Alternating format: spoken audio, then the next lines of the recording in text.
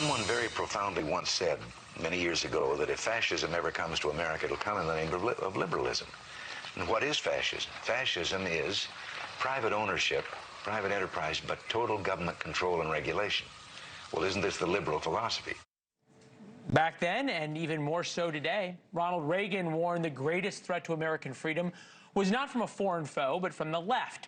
His warning is becoming reality.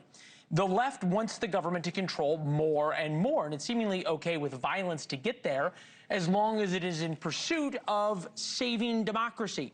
Just read the manifesto of the man who tried to shoot and kill President Trump Saturday. The Wall Street Journal headlines, "The Year of the Molotov Cocktail. American anti-government violence hits a 30-year high." For the first time in 20 years, they are coming from extremists on the left in greater numbers than the right. We've been warning about this for a while. Yet for some reason, the New York Times is okay debating what level of shoplifting is acceptable. Here are just some of the recent pieces they've put out. "The rich don't play by the rules, so why should I?" And "Would you steal from Whole Foods?" Well, Graeme Wood from The Atlantic will join us in a few minutes. His new piece is titled "Something is Happening to America's Moral Code." Writing 6 years ago, the New York Times opinion editor lost his job for publishing an op-ed by Senator Tom Cotton because he advised invoking the Insurrection Act to quell the riots. This same publication today recommends listening to the podcast about the sunny sides of chaos. At first, we were told New York's Mayor Zohran Mamdani, well, we were told he was an extremist and therefore was the exception. Now he is a moderate. Didn't take long. Abdul al-Sayed is a Hamas enthusiast and leading Senate candidate in Michigan. Here's his plan for those he disagrees with. We don't back down. With all due respect, if they go low, we don't go high. We take them to the mud and choke them out. For those keeping score, al-Sayed currently leads Democrats in the Michigan Senate race. That's according to the Real Clear Politics average. Graeme Wood, the author of the Atlantic piece, is with us now. Graeme, good to see you. Thank you. You make the point in the piece, I think, that some of these wannabe revolutionaries are kind of soft. Is that mean they're just the new generation of limousine liberals? Yeah, what it means is that they're intellectually soft. I mean, there is a long intellectual tradition of leftists, of people who think that private property is bad. These people don't know anything about that tradition. It's as if, what I say, 200 years of leftist R&D has been trying to figure out how labor can negotiate on fair terms with capital. And you could be a leftist, you could not be a leftist. But these people seem to have adopted the terms of the left without any of the knowledge of what the left has figured out. And instead, they just think that to be a leftist means just shoplifting from Whole Foods and having a somewhat positive view of just shooting people in the street because they are the CEOs of healthcare companies. All right, so we had a lot of pictures up there. One of them was a guy named Hasan Piker who thinks Hamas and Israel, well, between the two, Israel may be the more evil of the two. This is Hasan Piker, who was on the New York Times podcast talking about what to do with the rich. Take a listen. Yeah, kill them. Kill those motherfuckers and murder those motherfuckers in the street. Let the streets soak in their red capitalist blood. If they're intellectually weak or flabby, as you say, does that make them any less dangerous?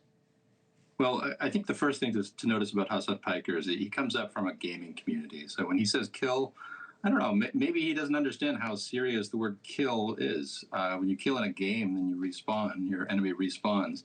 But we're talking about human beings, and we're talking about people who are receiving threats and, in at least one case, the receiving end of bullets. So I find it very serious when someone who has a platform as large as his is speaking in these terms, which, that way ends in bloodshed, which is exactly what it sounds like it's aiming for in the first place. Well, and what someone tried to do on Saturday night to the president, your point, I think, would be more intellectual if it wasn't so deadly serious, or I should say more esoteric, in that there's large and important voices in American politics who are defending, even if it's an intellectually weak argument. This is Ro Khanna, congressman, wants to run for president, who says that Piker should have a seat at the table and we should listen to him. Take a listen. Millions of people follow Hasan Piker. Why? Because he's speaking about some of the frustrations. He's speaking about the fact that people don't have health care in America. Well, there are a lot of people on the podcast world, et cetera, who say things that are outrageous or sensationalist, and I push back when you do that. But we have to understand the anger in this country of people who feel they can't buy a house, they can't afford gas, they can't have health care, they're upset at the system. It's one of the reasons Trump won twice. All right, we're 2 days to May Day. Just looking at the calendar, but I'm sort of getting these vibes of the sort of intellectual revolutionaries in West Germany who sat around in coffee houses and spewed the revolutionary language that no one really listened to. Now there's a lot of Americans, as Ro Khanna says very well, listening to this stuff. I think there's a lot of people who don't remember where this has led in the past. In the past, it has led to groups like Baader-Meinhof. It's led to waves of terrorism in the 1970s. I'm not old enough to have remembered that firsthand, but man, it was not an easy time to be around, and it was not a time whose politics was forgotten by the people who had to experience it. So I think there's a lot of especially young people now who don't know what it would actually mean to live in a society without laws, who don't know what it would mean to live in a society where political assassination was a regular feature of political life. And on the left and the right, by the way, I think there's a lot of willingness to embrace these people because they have big platforms. When, in fact, when someone says that violence toward their political opponents is a good thing, we should take that seriously, and really those people should be dishonored by their own speech. Thank you for watching. Subscribe below and download our NewsNation app right now on your phone, and you will get fact-based, unbiased news for all Americans.